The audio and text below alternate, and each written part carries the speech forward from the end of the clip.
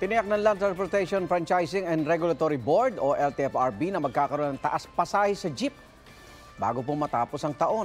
Kaugnay niyan, makapanayan natin live si Piston President Modi Floranda. Magandang umaga po.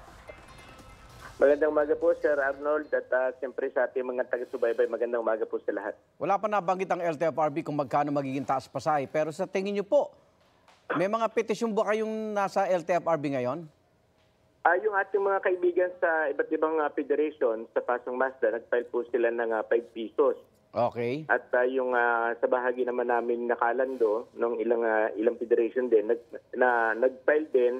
Pero pagbubukas ito, Sir Arnold, doon sa 2017-035, Opo. na kung saan ay ang nakalagay doon ay pag tumataas yung presyo ng petrolyo na umaabot ng 45 pesos, automatic na mayroong 50 centavos per minimum na may dadagdag. Ito naman yung ipinail ng 4 na federation. Opo. Pero kayo mismo, magkano ang nais nyo itaas?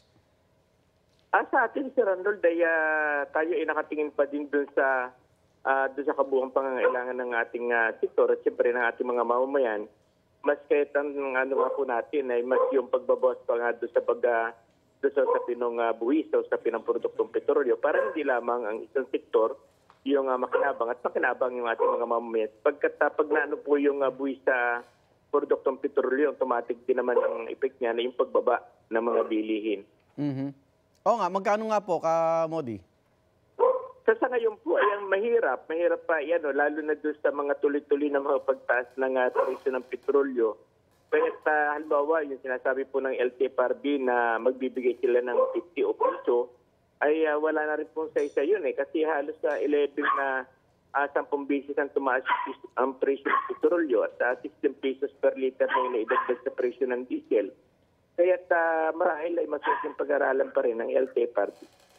Kung aalisin ang buwis sa petrolyo, magkano ang magiging pasahe natin?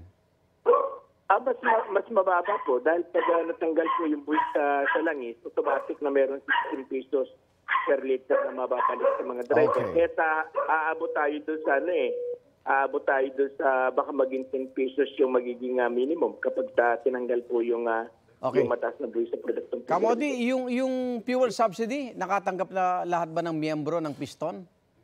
Sa ngayon ay iba't iba pa po yung report dahil ang isang malaking problema dito, Sir Arnold, yung ating mga karamihan ng ating mga operator ay hindi nakapangalan sa kanila yung kanilang mga prangkisa, kundi ito pa rin yung mga dating may-ari ng mga prangkisa. At kaya ang nga po natin kina Chairman Guadis at saka kay Secretary Jim Bautista na sana inuna muna yung usapin po ng ceiling transfer para tiyak na yung makikinabang dito sa subsidiyang ito, yung mga lehitimong may-ari na ng mga sasakyan. Okay. Hingin na rin namin kayo ng reaksyon dito sa paghihigpit ngayon sa lisensya na plano ng LTFRB o ng LTO, yung psychological profiling requirement. Pabor ba kayong mga tsuper? Ano po tayo? Kung para naman sa kaayusan ng ating mga driver, wala naman po tayong pagtutol. Maraming salamat po sa inyo, Piston President Modi Floranda. Ingat po kayo. Ingat po, ingat. Igan, mauna ka sa mga balita. Mag-subscribe sa GMA Integrated News sa YouTube. Sa mga kapuso abroad, subaybayan nyo kami sa GMA Pinoy TV at sa www.gmanews.tv.